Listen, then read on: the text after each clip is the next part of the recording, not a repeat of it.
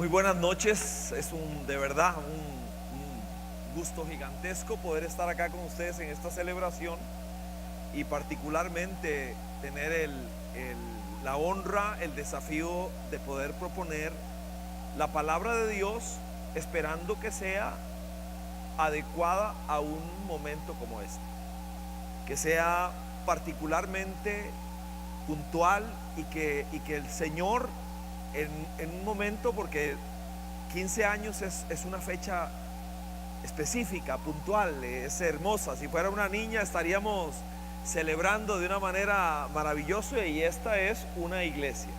Estoy hablándome aquí esto porque el cable se me baja. Ya me lo voy a acomodar mejor. Ok. Así que propuse este tema que seguramente la pantalla lo va a proponer. Quiero hablar de la iglesia y la familia, de la iglesia como familia. Ese es el tema que yo quisiera desarrollar, y voy a utilizar un capítulo de la Biblia inexplorado. Es un capítulo poco leído, casi nunca predicado. A pesar de que está en el Nuevo Testamento, las personas vienen leyendo el libro de Romanos, porque el libro de Romanos es una catedral de teología. El libro de Romanos es una catedral de doctrina. El libro de Romanos es seguramente el libro más poderoso, la carta más poderosa que tenemos en el Nuevo Testamento para entender nuestra fe. Ahí es donde entendemos que somos salvos por fe, no por obras. Ahí entendemos el sacrificio de Jesucristo. En fin, es una catedral de teología. Y de un momento a otro, Romanos llega al capítulo 16, que es la despedida más larga del Nuevo Testamento. Es gigantesca. Normalmente las despedidas de Pablo son 4 versículos. Pero esta es gigantesca, es enorme, es inagotable, y tiene una particularidad: una lista enorme, prácticamente interminable, de nombres. Y si yo lo vuelvo a ver a usted y usted me vuelve a ver a mí, usted sabe que lo que le voy a decir es cierto. Cada vez que llegamos en la Biblia, por ejemplo, allá en los libros del Antiguo Testamento, y nos enfrentamos a aquellas listas interminables de nombres, ¿qué hacemos? Nos la brincamos, o no la brincamos, pero nos ponemos en modo en automático. Seguimos leyendo, pero no estamos leyendo. Y Abidán, y Jeroboam, y Zeboram, y Mamichán, y empezamos ahí, y eso nos bota la mente. Inmediatamente huimos, porque no sentimos que ese hueso tenga posta para una sopa. Hoy vamos a estar en Romanos 16. Pablo viene tejiendo conceptos teológicos, y de un momento a otro nos lanza al capítulo 16. Llegamos a esa parte final, y ahí, en esa enorme cantidad de nombres exóticos, nombres raros, Éugulo, nombres rarísimos, Rufo, ahí en medio de todos esos nombres, Pablo habla del impacto de la teología y la doctrina en la vida práctica. Porque se supone que la fe de una persona se debería notar en su vida diaria. Se esperaría que la vida de iglesia, que el conocimiento, el discipulado, el adoctrinamiento en la fe cristiana tenga un impacto fuerte en nuestra vida diaria. Así que uno de los conceptos más importantes que quisiera destacar, a pesar de que vamos a viajar por el capítulo entero, voy a iniciar. Siempre me gusta tener como una lectura introductoria, solo un texto. Verso 20 dice: muy pronto el Dios de paz aplastará a Satanás bajo los pies de ustedes. Que la gracia de nuestro Señor Jesús sea con ustedes. Interesante Eso está casi al final de este capítulo y es consecuencia. Hay ocasiones en que personas pueden venir y asumir querer una promesa de Dios sin entender que esta promesa tiene primero algunos requisitos previos. Y el requisito previo es que la iglesia funcione como una familia. No es un invento ni de vida abundante, ni la palabra de Dios dice, por ejemplo, Efesios 2:19 dice que nosotros no somos extraños, no somos extranjeros, somos conciudadanos del reino y miembros de la familia de Dios. La iglesia tiene que funcionar como una familia. Así que cuando nosotros padecemos de los vicios sociales que hacen que podamos pasar al frente de la necesidad humana de una manera prácticamente olímpica, es terrible. Así que solo un elemento más introductorio y arranco. Dios ha tenido dos grandes ideas, muchas dirá usted, por supuesto, dos grandes ideas en cuanto a regalo. Uno es la familia. Desde la primera página de la Biblia se nos dice a nosotros que Dios vio al hombre solo y que eso le pareció que eso no era correcto, que no estaba bien, y le hizo una familia. Cuando ella abre los ojos, al frente no está su mamá. Cuando él abre los ojos, al frente no está un televisor ni una bola de fútbol. No hay ninguna otra cosa que su esposa. Cuando ella abre los ojos, ahí no hay un hijo, lo que está es su esposo. Habla de prioridad de pareja, pero pronto se constituye la familia. Usted conoce la historia. El pecado lo destroza todo, lo desbarata todo. Hay temor, hay vergüenza, hay celos, hay contienda. Entonces Dios, con el paso del tiempo, tiene su segunda gran idea, y es la iglesia. Se supone en el proyecto de Dios que la iglesia sana la familia. Cuando hay un modelo de iglesia que afecta a la familia, tiene que ser forzosamente revisado. Cuando hay un modelo de iglesia que secuestra a los personajes de una comunidad, hombres, mujeres, niños, los secuestra y los enajena de su núcleo familiar, ese modelo tiene que ser cuestionado, porque se supone que la iglesia sana las familias. La iglesia devuelve un mejor hombre a su casa. La iglesia debe devolver una mejor mujer a la casa, un mejor joven. La iglesia sana familias. Así que, dicho esto, vamos a ir hacia adelante. Oramos un momento encomendándonos al Señor. Gracias por tu palabra, Señor. Nos encomendamos a ella de la mano de tu Espíritu Santo. Te ruego que en este momento, Señor, quienes estamos en este salón hermoso de celebración, podamos en este instante abrir nuestro corazón, nuestra mente, nuestra vida, para que tu palabra una vez más haga reverdecer un árbol seco. Ayúdanos, Señor. Permite que esta palabra sea adecuada al día que estamos hoy, un día de celebración, y las celebraciones deben incluir el desafío. Por eso, en el nombre de Jesucristo te pido, haznos presos de tu verdad y ayúdanos, Señor, a encontrar el sendero siempre de tu voluntad. Por Cristo, que así sea. Amén. Bien, como son varios conceptos, voy a ir en alguna medida rápido, ¿ok? Aquí está el primero. Cuando nosotros hablamos de la iglesia como familia, suponemos que la iglesia debe desarrollar un sentido de cuerpo, un sentido real de que el reino de Dios es mucho más que estas paredes, no sé cuántas son. Es mucho más que eso. Es que el reino de Dios es sumamente plural. Cuando Pablo habla de esto, habla de la multiforme gracia de Dios.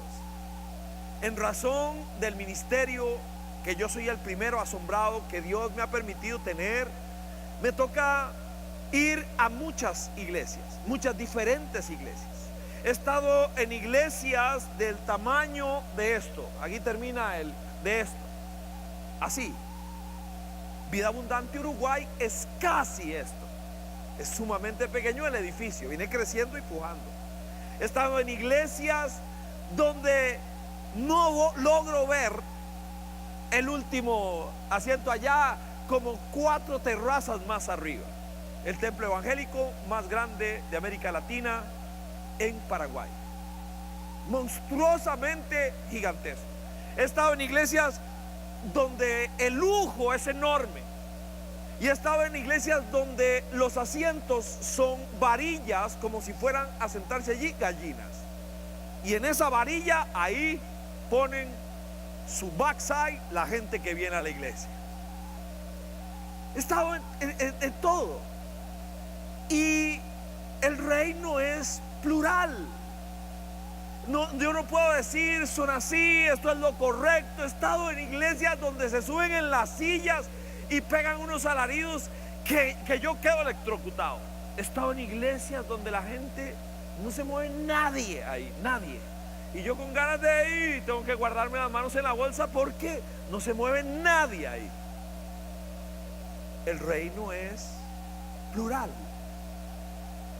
En aquella iglesiota estaba Dios y en este templo pequeño estaba Dios. Aquí el punto es este. Vea cómo lo propone Pablo en Romanos 16 y venimos al verso 1. Tome nota de esto. Pablo está escribiendo o están escribiendo según su dictado allá en Corinto. Está escribiéndole a la gente en Roma. Vea lo que dice Pablo, verso 1 y 2. Les recomiendo a nuestra hermana Febe, diaconisa de la iglesia en Cencreas. Pablo en Corinto, escribiendo a los romanos, a una iglesia allá, de una muchacha que se llama Febe, una señora que se llama Febe, que pertenece a una comunidad cristiana que se ubica en Cencreas.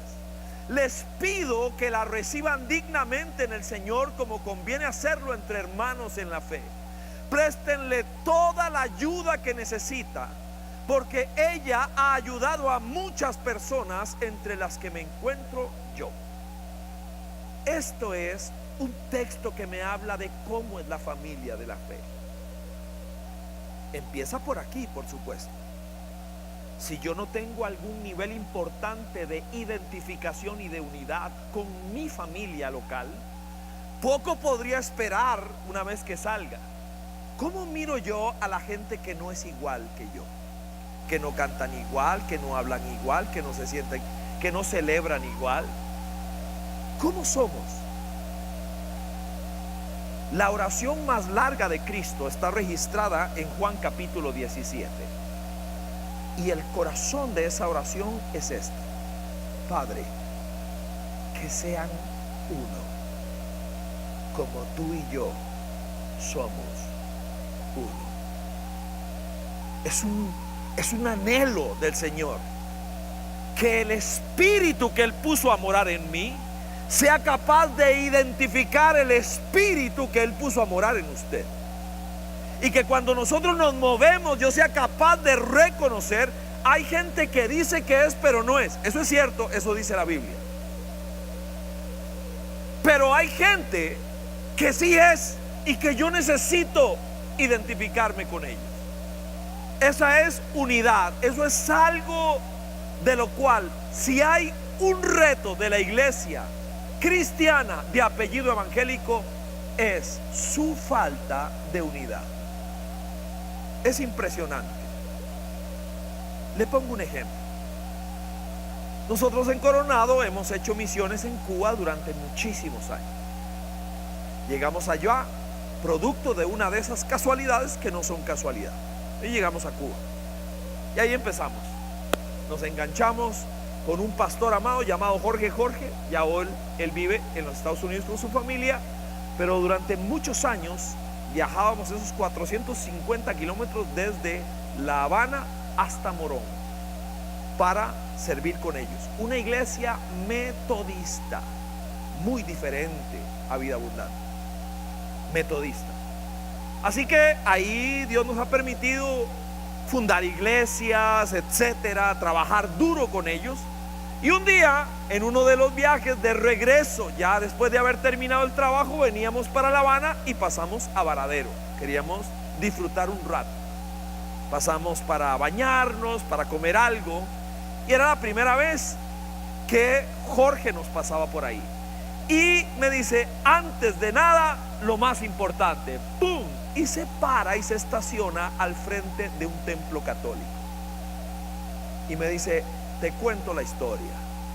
El gobierno, no recuerdo si me dijo, no me acuerdo. Me dice, el gobierno le dijo al pastor de la iglesia, a las asambleas de Dios de Varadero, le llegó y le clausuró el templo. Y nada, punto, ahí no hay mucho que hacer, punto. No puede reunirse en su templo, punto. Y en medio de todo lo que ocurrió allí, el sacerdote de esta parroquia se fue a buscar al pastor de las asambleas de Dios y le dice, hermano, es que hay cosas que solo entran en perspectiva cuando tenemos un zapato encima. Nosotros, por los niveles de libertad que tenemos, hay cosas que no apreciamos. Y el sacerdote le dijo al pastor, hermano, supe que te cerraron el templo. Quiero que sepas que desalojamos una de las salas de nuestra parroquia. Sacamos todo, incluyendo los muñequitos que a usted no le gustan. Quiero que sepas, hermano, que mientras no tengas donde reunirte, ese salón es tuyo. Se reunieron por más de un año, hiper recontra pentecostales, en un ala de un templo católico en Varadero. La pregunta es, si yo ando repartiendo X por todo lado, este no me convence, no me gusta, no me parece. Mire, el reino de Dios es mucho más que nosotros. Es mucho más que nosotros. Yo conocí a Jesucristo dentro del movimiento carismático católico. Ahí conocí a Jesucristo. Ahí. Y cuando Jorge me contó eso, yo me quedé pensando y sentí vergüenza, porque uno empiezas a correr mucho y de un momento a otro se te empiezan a pegar cosas raras y empiezas a tachar muy fácilmente y seguramente a ser tachados muy fácilmente por otras personas. Lo primero que empieza a ocurrir es que el espíritu que Dios puso a morar en nosotros, como Bernabé, que el pobre Pablo no hallaba, nadie le daba pelota, nadie lo quería, y de un momento a otro Bernabé viene y ¡pah! Su espíritu reconoce el espíritu que hay dentro de aquel otro y lo toma, lo abraza, lo lleva. Hoy sabemos quién es Pablo. Es un sentido de cuerpo, es una unidad, es una sensación que empieza aquí. Pero nosotros, vamos a ver un poquito más adelante, nosotros padecemos de niveles importantes de superficialidad. Y esto tiene que ser algo que cambie, que realmente algo ocurra en nosotros. Yo espero que este aniversario por lo menos nos pueda llamar la atención en cosas que son sumamente importantes que ocurren. Número 2. En segundo lugar, esta es la segunda palabra que esta es la palabra que más se repite en Romanos 16. La palabra más subrayada, más repetida, más reiterada es la palabra servicio. Y siempre que nosotros lleguemos a un espacio de este tipo, necesitamos reflexionar. Y la pregunta es: si yo soy una persona que viene, deposita su humanidad en una silla y está bienísimo, gracias por estar aquí. La pregunta es si de alguna manera ya entendí que por lo menos hay 5 hábitos de alguien que espiritualmente es fuerte, le fortalece, alguien que es vigoroso internamente en su espíritu, en su cristianismo. Tiene por lo menos 5 hábitos. Uno de ellos es, sin duda alguna, el servicio. No solo es una visita, no solo es alguien que decía, yo sé que todos somos muy ocupados. A pesar de que se repite muchas veces, escojo el verso 12. El verso 12 dice de esta manera: salúdenme a Trifena y a Trifosa. Nombres horribles, ¿verdad? Parecen bacteria intestinal, pero eran dos doñitas de la iglesia. Salúdenme a Trifena y a Trifosa, las cuales se esfuerzan. La palabra esfuerzo es una palabra muy particular en la Biblia. Implica que no es fácil, implica que no tengo lo que se necesita. O sea, que si solo es porque quiero, me gustaría, siento, no me va a alcanzar. Es una decisión, es una marcha más, es un primerazo, es un 220 que me arranca de una posición, de una comodidad, y me lleva un poco más adelante. Se esfuerzan trabajando por el Señor. Esa es la palabra más repetida. Si alguien solo se dedica a saber las grandes verdades y delicias y ricuras de la palabra en Romanos, pero no desemboca en una actividad en beneficio de los demás, ahí hay algo que no está bien. En este capítulo hay sinergia, todos los dones y los talentos puestos al servicio de la visión de Dios para sanar una sociedad. No es un servicio egoísta, sino que está dirigido a los demás. Nunca fue el plan de Dios que usted y yo tuviésemos un cristianismo cúltico. Vengo, me siento, me dieron algo, me gustó, no me gustó, más o lo que sea, me devuelvo a mi cotidianidad. Yo entiendo que somos muy ocupados, yo sé, cada día hay que ponerle más duro, más competitiva a la calle, en el trabajo, las exigencias, las presas. Yo sé, yo vivo en este planeta también. Nosotros tenemos que entender que hay algo que produce el servicio. Cuando Jesús lava pies a sus discípulos, Pedro no quiere aceptarlo. Y Jesús le dijo: si no me dejas, no llego donde quiero llegar, donde estás tú. El servicio me permite primero desarrollar algunas cosas internas, algunas fortalezas. Y la pregunta siempre la gente: uy, es que no sé, no me gusta, eso no es lo mío. Le voy a dar un consejo. Me voy a permitir ese atrevimiento. Ahora que veía que necesitan manos en la sala cuna y otras oportunidades, y venga y haga. Yo sé lo que es eso. Porque soy pastor de una iglesia. Yo sé lo que cuesta y lo que hace, le da vida a una familia de fe, a una comunidad de fe. Son los voluntarios, la gente que le pone. Yo sé lo que es eso. Claro, entre por la primera oportunidad que tenga. Entre, aunque no sea glamoroso, aunque no está a la medida suya. Yo conocí a Jesucristo en el año 81, octubre. Puedo recordar cuál de los miércoles de octubre. Entonces se reunían en ese grupo ahí en Pavas.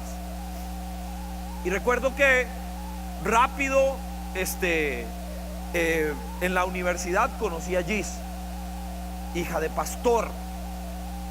Y wow, donde yo la vi, estaba en el aula de la par ahí en la una, y yo de pirañón, pum, le caí. Ahí. Estaba convertido, pero no mucho. Y Gis me invitó a la iglesia. Yo empecé a ir y el hambre que tenía por Dios estaba empezando.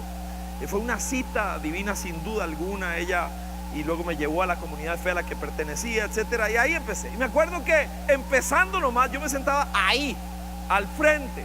Llegaba de primera a la iglesia, me iba de último. Era un hambre, un deseo, unas ganas. Y me acuerdo de aquella noche. El pastor Manuel Tijerino se para al frente. Acababan de comprar un cine al costado oeste del Parque de Guadalupe. Compraron ese cine y ahí se estaban reuniendo. Y en el primer mes habían tachado un montón de carros, que por cierto uno tiene que ser sumamente agradecido. Nunca dé por sentado nada. Que usted pueda entrar aquí, que haya alguien que nos cuide el carro, que tengamos donde dejarlo, que esa silla es sumamente cómoda, que usted no tiene una varilla para gallinas para sentarse. Uno tiene que ser muy agradecido. Nunca de nada por sentado, nunca. Hay que ser agradecido. Regreso. Dice el pastor Manuel Tijerino: vea, gente, nos están tachando los carros afuera y necesitamos que alguien cuide carros. A ver, ¿quién se ofrece? Y aquello quedó petrificado. Nadie tenía ese ministerio. Nadie. Yo estoy ahí sentado adelante con ganas de hacer algo. Es que es deseo de hacer algo, pero me da vergüenza porque siento atrevimiento. Soy nuevo. Así que Tijerino, después de que es plano, ahora se enoja. ¿Cómo es posible? ¡Qué barbaridad! ¿No están de malagradecidos? Yo que he sido como una madre para ustedes. Se echa una hablada y nadie se mueve ni un milímetro. Y entonces echa una tercera táctica, que es la lloradera. ¡Ay, qué barbaridad! Y realmente se pone melancólico y nadie se mueve un milímetro. Era una cosa realmente horrible, porque alguien debería levantar mano. Al final yo levanto la mano y fue un alivio. Se salcó la tensión porque era un momento muy difícil. Yo levanto la mano y Tijerino feliz. Mi primer ministerio fue de Guachimac. Yo me paseaba por la acera de ese parque y del templo, ahí, del cine, de esquina a esquina. Y como ya uno fácilmente ubicaba las pintas, ¿verdad? Y yo los enganchaba. Durante mi gestión ministerial de cuidado intensivo de vehículos automotores, ni un solo carro jamás fue tachado ahí, nunca. Yo oía la prédica desde afuera. Cuando estaba algo muy bueno, me paraba y me quedaba escuchando. Me emocionaba desde la acera y seguía en mi trabajo. Ese fue mi primer servicio ministerial. Quizá alguien podría decir poco glamuroso. ¿Qué pasó? ¿Y usted qué es lo que quería? ¿Quería subir gradas? Yo no. Lo que pasa es que lo que la Biblia dice es que quien es fiel en lo poco, Dios lo pone en otra grada. Hay gente que quiere ir allá a aquella grada, pero nunca han querido lavar pies. La iglesia como familia sabe, todos sabemos que si hay alguien en la casa que no le pone, eso es, todos tenemos que colaborar, todos. Usted tiene algo que dar.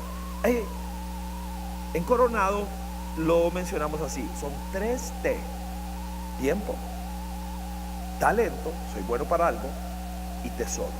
Así sirvo. Tiempo, talento y tesoro. Así sirvo. Así servimos y echamos para adelante. Vamos, tres. Número 3. La familia de la fe es una familia, y este es un capítulo de estudio. De verdad, esto es un hueso con carne para una sopa deliciosa. El cristianismo rompe las barreras de género. El judaísmo tenía facetas machistas. Solo habría que recordar la composición de los atrios. Había un atrio para las mujeres. Allá. No se acerque, allá. Cuando había que tener una marca física de pacto, era el hombre el que venía y lo circuncidaba. Pero el cristianismo rompe eso. La inauguración en la fe es el bautismo. Me va a encantar disfrutar de esto mañana. Es el bautismo. Y se bautizan en la fe cristiana hombres y mujeres. Y cuando uno llega al capítulo 16 de Romanos, ya para ese momento, de todos los nombres que hay allí, que son 27 nombres, es cierto que 18 son de hombres, pero 9 son de mujer. 9 son nombres de mujer. La mujer empieza a ganar terreno en el servicio, en la presencia. Y aquí le voy a decir algo importante. Empecé a ser pastor en el año 85. Muchos años ya de servicio ministerial pastoral. Así que de tantos errores cometidos, de tantos golpes, ya uno aprende y puedes de alguna manera leer la iglesia. La iglesia cristiana ha padecido, y ni qué decir de otros apellidos religiosos, pero la iglesia cristiana evangélica ha padecido de anemias muy particulares, porque vitaminas que Dios coloca en el corazón de una mujer se han quedado en una silla, o nunca han encontrado espacio, o nunca se han animado para poder dar a la comunidad de fe la vitamina que Dios le ha dado a una mujer. Y la iglesia la necesita en todos los niveles. Verso 7. Este es particular el texto. Dice: salúdenme a Andrónico y a Junias. Nombre para subrayar, ya le explico por qué. Mis parientes y compañeros de cárcel, destacados entre los apóstoles y convertidos a Cristo antes que yo. Junias, en toda la literatura antigua no hay ni un solo ejemplo de alguien que llamándose Junias fuera hombre. Junias es nombre de mujer. Y le voy a decir qué es lo sorprendente de esto. Lo sorprendente de Junias en ese contexto de verso es que ella, porque Junias es mujer, Junias había alcanzado un nivel de liderazgo máximo en la composición de la comunidad de fe de la iglesia del primer siglo. Era una mujer extraordinaria. Le voy a decir como pastor qué es lo que yo encuentro. Lo que encuentro es que hay una enorme cantidad de talentos en muchas áreas, y me llamaba la atención. Estoy seguro que por razones de cuidado, etcétera, decía que la sala cuna, mujeres. Y está bien. Tomo mucha nota de las cosas que José y Anita hacen. Mucha nota. De hecho, la estructura de nuestra iglesia cambió producto de una conversación con José Miguel. Estructura de reuniones. Tomo mucha nota. Y tomé nota de que esa sala es atendida por mujeres exclusivamente. El problema es cuando se le endosa a uno de los géneros que es lo único que puede hacer. Y la iglesia es enriquecida cuando la vitamina que Dios puso en la mujer es compartida en todos los niveles. música, predicación, enseñanza. Fue una batalla poder convencer a alguien como Silvia Zúñiga o Cintia Bermúdez allá en Coronado. ¿Cómo costó? ¿Cómo costó? Pero cuando ellas fueron las que se lo creyeron, las que entendieron el llamado que tenían, hoy la iglesia es enriquecida por la palabra cuando viene a partir de ellas. Estoy seguro que está ocurriendo y que tiene que ocurrir más, que es algo que nosotros urgimos. No es un congreso para hombres, pero con solo ir a la gringuita yo quiero venir al congreso de mujeres, porque mire, hay una vitamina particular y especial que no se puede guardar solo para niños o para X o Y ministerio que a veces se le endosa a una mujer. Eso es solo para usted. Siguiente.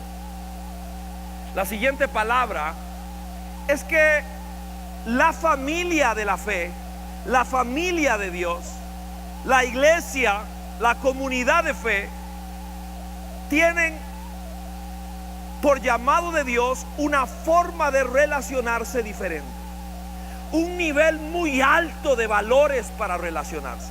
La iglesia no es un mercado, la iglesia no es cualquier cosa, es un lugar donde el estándar relacional es a partir de valores. Se lo pruebo.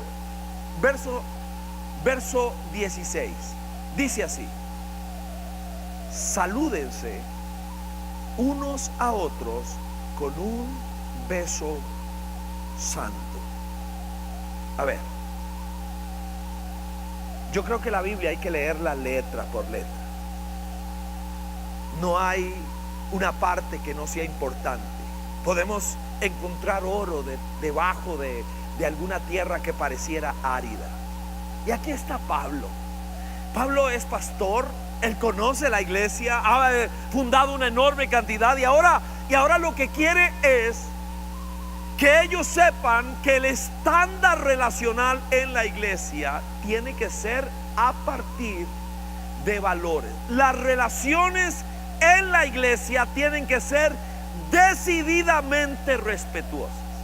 Muchos años de iglesia, muchos años, fui pastor de jóvenes en algún momento y me acuerdo, por ejemplo, de los hermanos ministradores de hermanas, pero no de cualquier hermana, de las más guapas. Ellos tenían un llamado particular para ministrar a las más curvilíneas muchachas de la iglesia.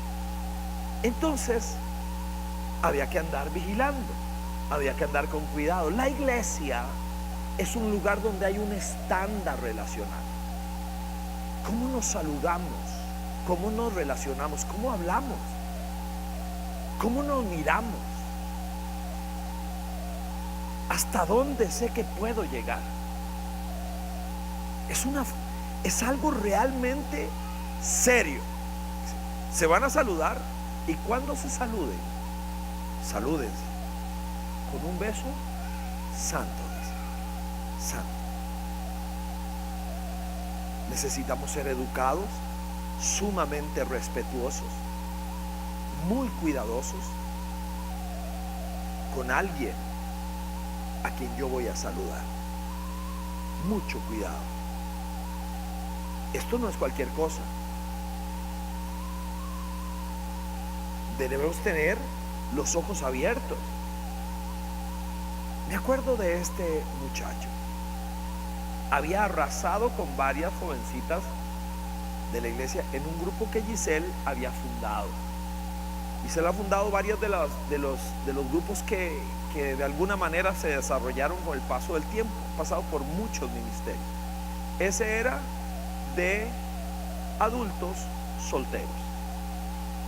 Entonces era inevitable que muchos de los que llegaban allí llegaban con una actitud habiendo a ver qué agarraban, qué pescaban para hablar en ti. Y este caballero en cuestión ya se había llevado a varias damas en banda. Entonces me acerqué y hablé con él. Dicen mis amigos que cuando yo me enchaqueto se me infla una vena por aquí, una cosa así como una manguera que me sale por acá y me da vuelta por la oreja. Cuando estoy tenso se me infla y empieza a hacer así conforme el corazón late. Y yo me sentía indignado y estaba realmente enojado porque era un lobo, realmente era un lobo.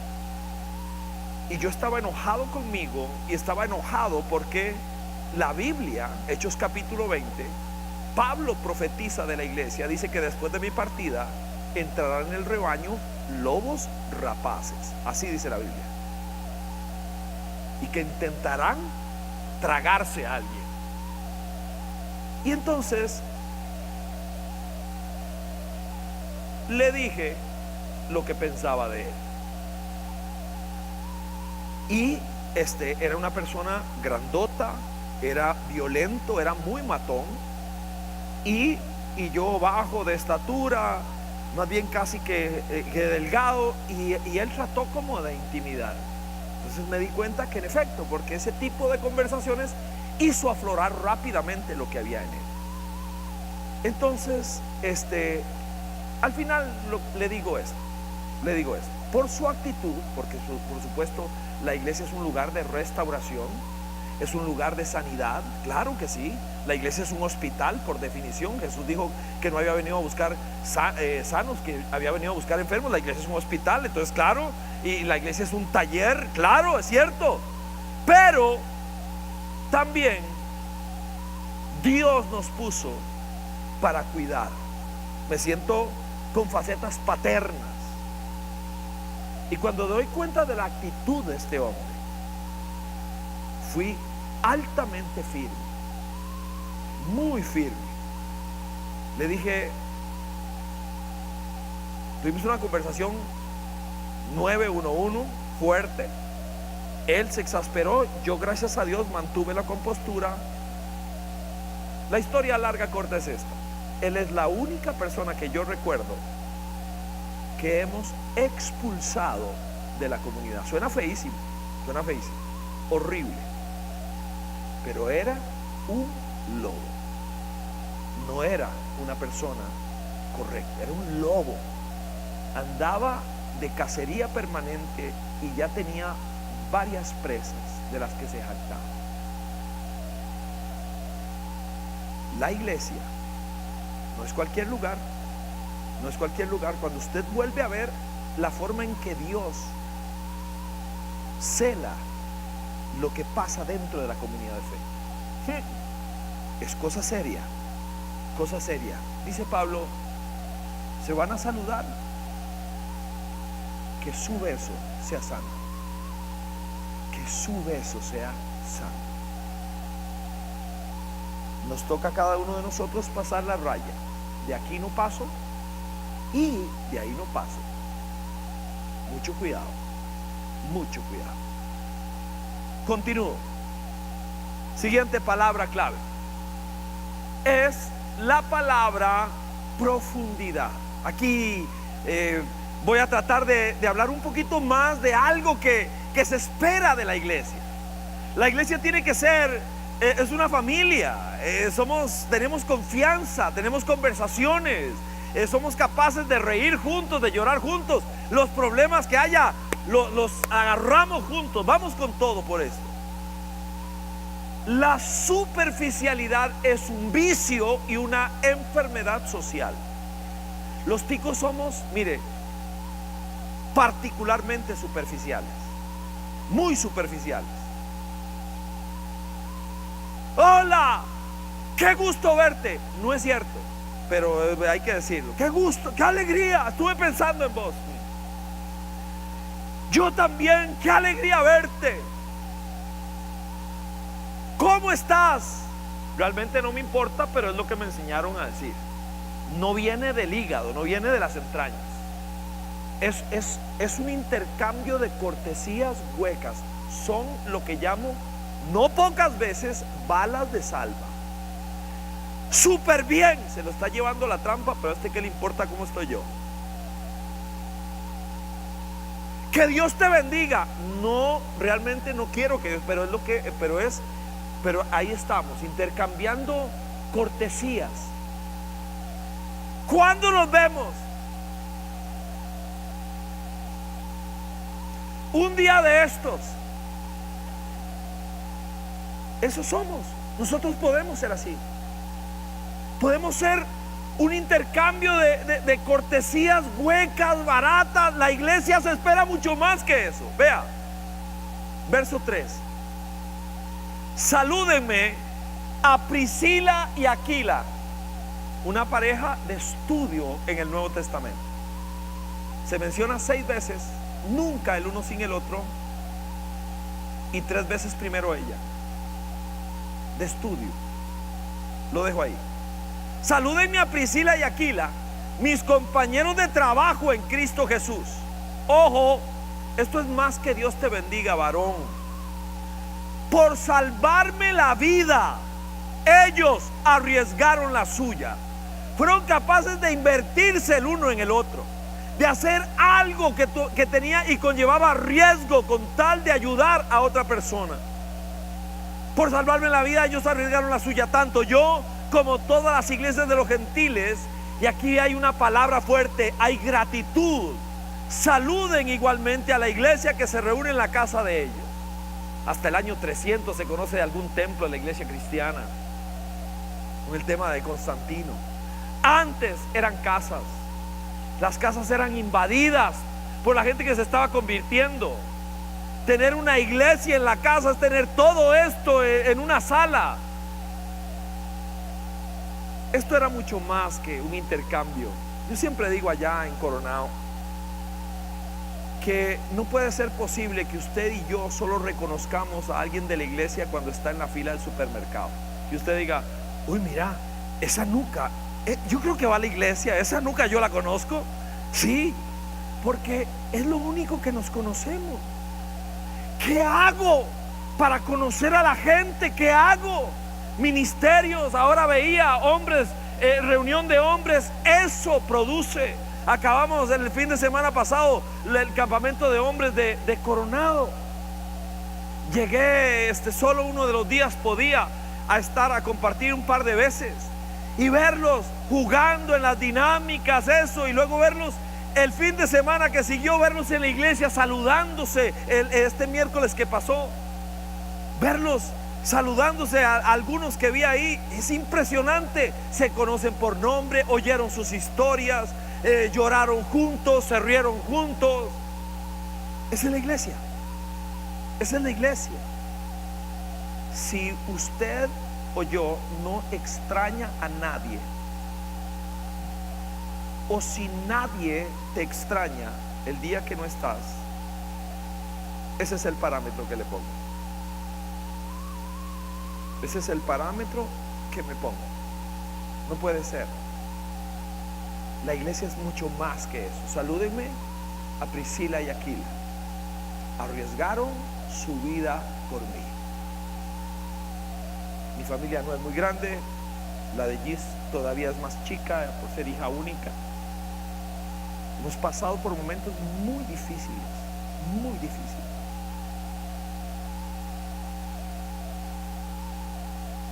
Y siempre ha habido alguien de la familia de Dios ahí, incluyendo a José y a mí, en momentos muy difíciles de nosotros.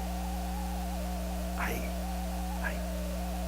En el momento en que la bendición que ocupamos vendrá a través de alguien que nos quiere, que nos aprecia, que ha estado ahí.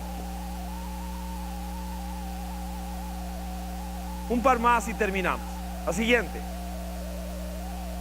Familia. Le entro al texto de una vez. Verso 13.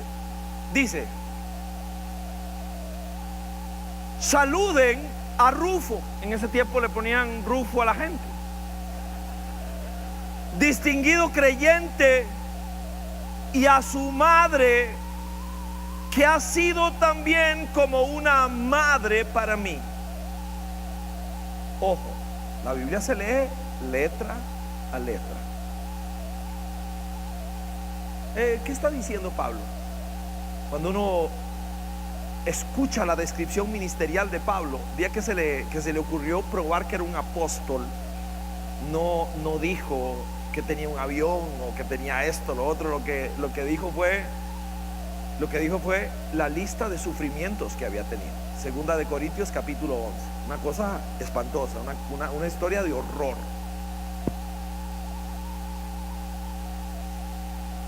Y seguro después de una de las palizas que se llevó, o una de las pedreadas que se llevó, donde lo dieron por muerto, tocó la puerta de la casa de Rufo.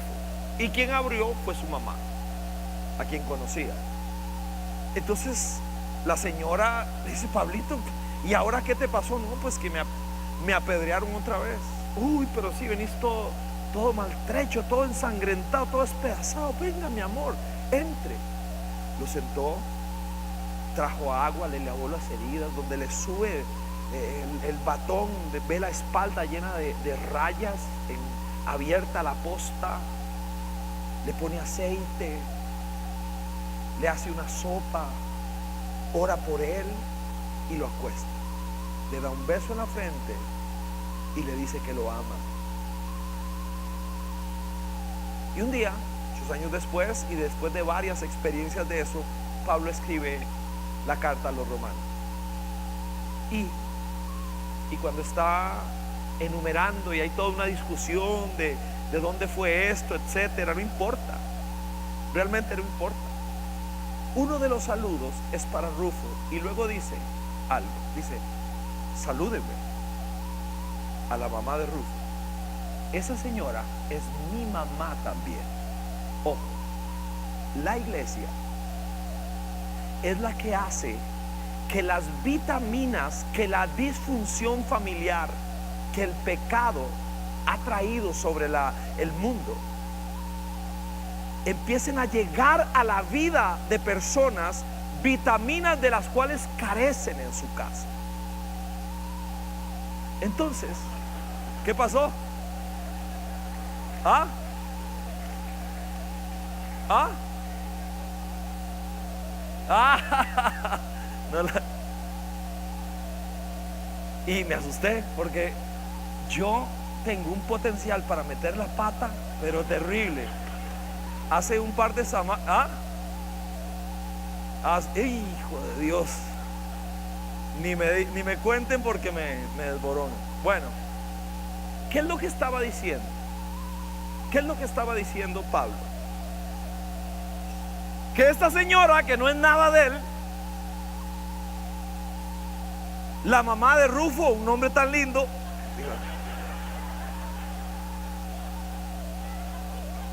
empieza y dice: salúdenmela, porque esa señora me da una vitamina a mí que yo necesito. Hace muchísimos años, cuando Vida Abundante iniciaba de Coronado, todavía estábamos en pura lata allá en Coronado, no habíamos forrado las paredes ni nada de eso. Estábamos empezando, y en un día un chamaco de unos 5 años viene como un gato y me pasa a la par de la pierna, me pasa así cerquita, como diga un gato. Entonces yo le digo: hola, campeón, ¿cómo estás? Entonces él me dice que bien, como puede, y de una vez, me salta al regazo, me hace así, me tira para que yo lo sienta en el regazo. Eso pasó un fin de semana, pasó el fin de semana siguiente. Yo me doy cuenta que hay algo extraño allí, así que averiguo: ¿y este chamaquito quién es? Y me dicen que se llama Ian. No recuerdo, no sé bien, lo único que sé es que había perdido contacto con su papá. Y entiendo que anda buscando calor de hombre. Entonces ahora le doy más pelota. Hola, Ian, y lo uso. Pasa el tiempo, y un día viene Giselle y me dice: vino Ian con su mamá, le decimos Macha de cariño. Vino Ian con la Macha y te dejaron un regalo. Uy, en serio, yo abro el regalo, una corbata.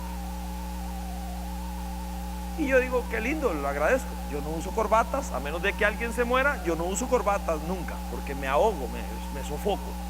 Entonces, nada, dije, para el próximo funeral o la próxima boda, ahí.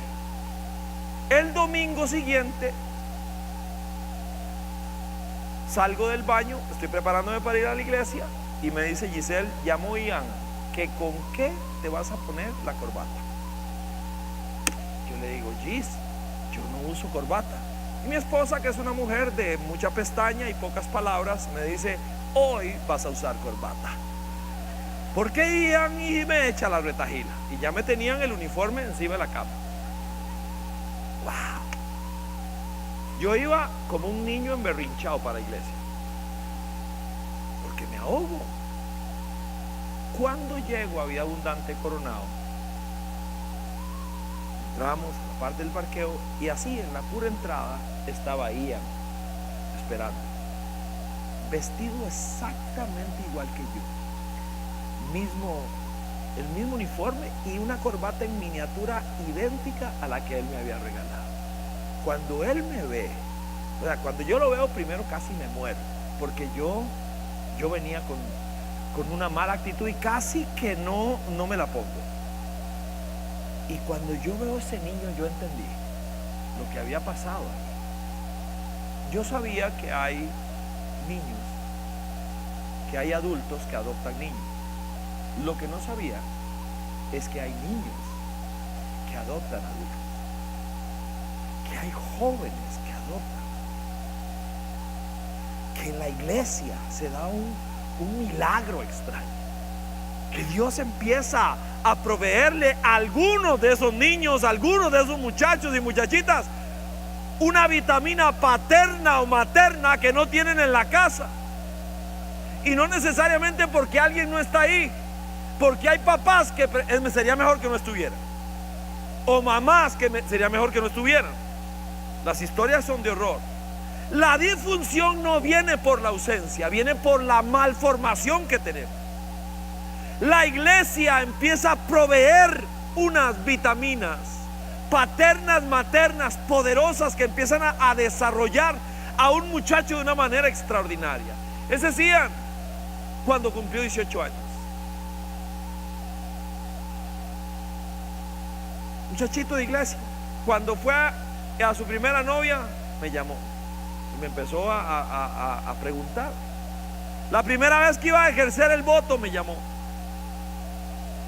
Cuéntame un poco, dígame, para enriquecer el criterio. Me acuerdo de su primer trabajo. La iglesia, así es la iglesia. Por eso no solo puedo conocer la nuca de alguien, necesito conocer el nombre. Ellos no se dicen hermanos, se llaman por su nombre. Por su nombre. Y por último, aquí terminamos.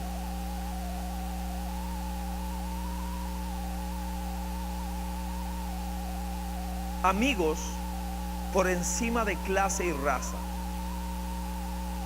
Este es uno de los pasajes que más aprecio. Lo comparto con mucha fuerza, muy a menudo. Dice el verso 22 y 23. Dice: yo, Tercio, que escribo esta carta, los saludo en el Señor. Saludos de parte de Gallo, de cuya hospitalidad disfrutamos yo y toda la iglesia en este lugar. También les manda saludos Erasto, que es el tesorero de la ciudad, y nuestro hermano Cuarto. ¿Qué es lo curioso con ese pasaje? Que hay 4 nombres y 2 no son nombres, sino que son números correspondientes a esclavos.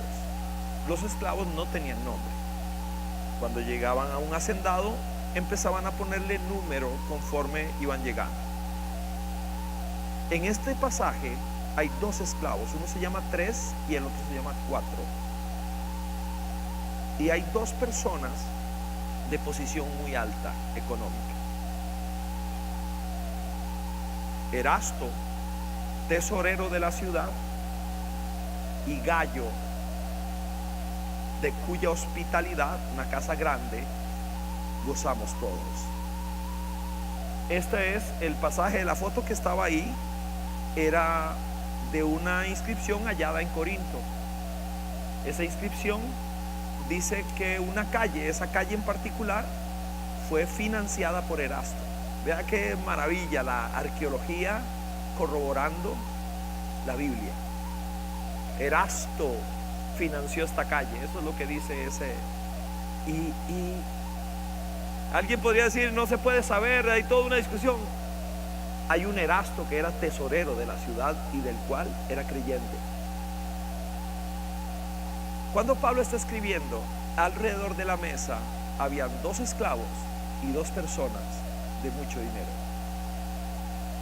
Y anotaba siempre, cuando encontraba esto, anoté al lado de mi Biblia: lo que no logra ni el capitalismo y tampoco logra el socialismo, lo logra el cristianismo.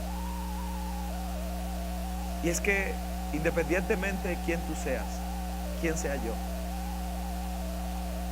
el que nos ve de arriba nos ve iguales. Iguales. La iglesia es un milagro. Yo entendía un poco de esto un día que veía a este señor recogiendo la ofrenda por este lado y a esta señora recogiendo la ofrenda por este lado. El señor que iba por aquel lado, un hombre de muchísimo dinero. Estar en su casa es impresionante porque tiene cuadros de esos autores que uno solo escucha de alguna manera. Le parece como que solo podrías verlo en un museo por allá larguísimo. Y un hombre con mucha plata, bueno, humilde, bello, cristiano. Y de este lado, doña Juanita, estar en la sala de su casa, su único adorno era un pato de yeso. Esa es la iglesia. Así es la iglesia. Ahora, la pregunta es: ¿cómo veo? ¿Cómo me relaciono? ¿De qué manera logro conectarme con la gente? ¿Cómo vuelvo a ver si hay alguna marca, alguna señal de que es una persona de recursos para tener una relación? ¿O soy capaz de relacionarme 360 con la gente de una manera fresca, diferente? Esa es la iglesia. La iglesia es un milagro. Es un milagro.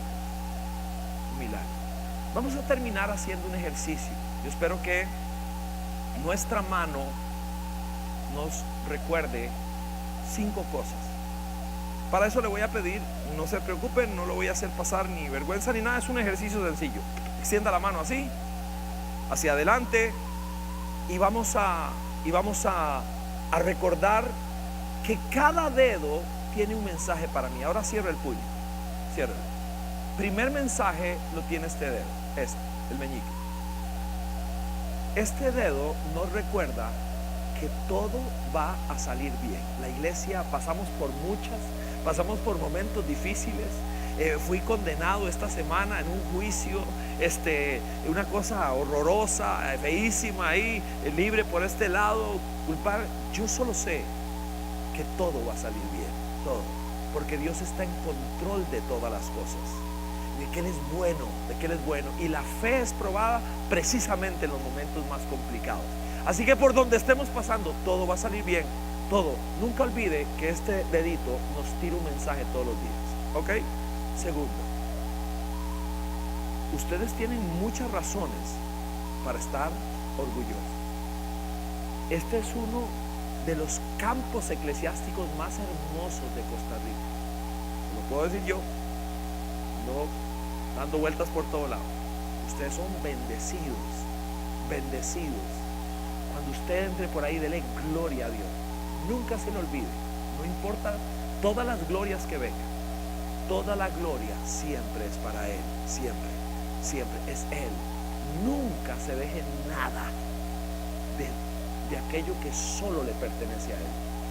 Nosotros somos extraordinarios burros sobre los que Cristo entra a la ciudad. Eso es lo que somos. Toda la gloria para Él, de verdad, de verdad. El siguiente dedo no me lo saque solo porque es de muy mal gusto, ¿ok? Este es así, juntos todos en piña, todos juntitos. Precisamente, solo juntos podemos lograrlo. Solo juntos, solo con mi familia en la fe, solo con los hermanos, solo con la gente, hasta el más pequeño, hasta el mayor de edad, todos, solo juntos podemos. Esto no es tarea de algunos, es tarea de todos. Así es la iglesia. Este cuesta mucho levantarlo, cuesta mucho. Este es donde nos ponemos el anillo de compromiso. Solo es posible triunfar con un compromiso profundo. Solo así. Por eso a Jesús la tibieza no le gusta. ¿Por qué? Porque no podemos llegar a la meta tibios. Necesitamos ser comprometidos a muerte. Y por último, terminamos con este. No importa qué pase, no importa cuántos logros, no importa nada. Nunca se olvide que el corazón de Dios está ocupado en los más pequeños, en los más frágiles.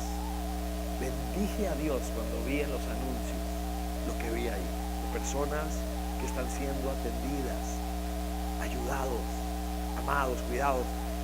Ya tiene cuarto, decía uno de los anuncios. Ya fulano tiene un cuarto donde dormir. De eso se trata la iglesia, por eso damos. Nunca se olvide de los más pequeños, ¿sí? Póngase de pie, me deja orar y terminamos. ¿Ok? Bien. Cierre sus ojos un momento. Eso nos permite, es un ejercicio físico cerrar los ojos porque me permite mirar hacia adentro y concentrarme un poco más en mí mismo en este instante, en cada uno de nosotros. Y ahora lo que te pido, Señor, rogando que esa promesa de presencia que ya, Señor, tu palabra asegura, estamos reunidos aquí no en el nombre de una iglesia, no en nombre de un pastor, no en nombre de nadie, estamos reunidos aquí en el nombre de Jesucristo. Y por lo tanto nuestra expectativa es que tú estés acá, Señor. Y te pido en este momento que este año 15 sirva para que de manera individual y colectiva hagamos un alto, paremos por un instante y nos preguntemos de nuestro rol, porque la iglesia es una familia. La iglesia no es una estructura. La iglesia es un cuerpo que nos trasciende. Hay unos con una forma, con un estilo, quizá no me gusta, pero es mi familia. Los respeto, los amo. Quizá no puedo bailar con ellos, pero los respeto y los amo. Hay cosas de las que tú te tendrás que encargar. Hay cosas que sí me tocan a mí hacer, que nos tocan a nosotros. Y yo lo que te pido, Señor, es, en una noche como esta, es un bautismo de iglesia. Es algo que es un milagro. Cuando alguien entiende que abandona su actitud de visita, deja de lado esa actitud de cliente y de un momento a otro es parte de una familia, lo que se dice le incumbe. El problema es suyo y la victoria también. Soy parte. Y yo lo que te pido, Señor, en el nombre de Jesús, te pido que en una palabra tan sencilla como esta, en un capítulo poco rayado por nosotros, los laureles se los llevó la fe, la gracia, la justificación en Romanos, y pocas veces reparamos en que cuando tomo aquellas bondades de Dios, las vivo y me convierto en un miembro de la familia de la fe, entonces tu palabra promete: ciertamente en breve el Dios de paz aplastará a Satanás bajo los pies de ustedes. Y yo te pido, Señor, nosotros que estamos en franca guerra, que vivimos en medio de un país que se está pudriendo delante de nuestros ojos, que vivimos situaciones sumamente complejas de antagonismo, hay un espíritu anticristiano fortaleciéndose en los puntos cardinales. Te pido, Señor, despierta a la iglesia, despiértala, Señor, hazla crecer, fortalécela al punto que podamos entender que muy pronto aplastarás a nuestro enemigo debajo de nuestros pies. Y lo que te ruego es que esta casa, que ha tenido, como todos los demás ministerios, que someterse al invierno crudo y al verano caliente, que han habido momentos frondosos y también de desierto, lo que dice tu palabra es que somos más que vencedores por medio de alguien que nos ha amado, que agarra aún lo peor que hay, la peor boñiga, y la convierte en abono para que este árbol sea sólido y fuerte. En el nombre de Jesús te pido, Señor, que una conciencia de iglesia familia, crezca y se desarrolle. Solo significa: acepto, me rindo, recibo. Si levantas tus manos y me permitas hacer una última oración. Señor, tú eres el Rey, los demás solo obreros. José y Anita y su equipo son campesinos de esta finca. Bendícelos, Señor. Dale fuerza, sabiduría, más gracia que nunca, más unción de la que nunca hubiesen imaginado. Y ahora te pido, Señor, por quien acepta el reto de tu palabra, quizá un poco confusa, por tanta humanidad de quien habla, tanta resistencia de los que escuchamos. Y te pido, Señor,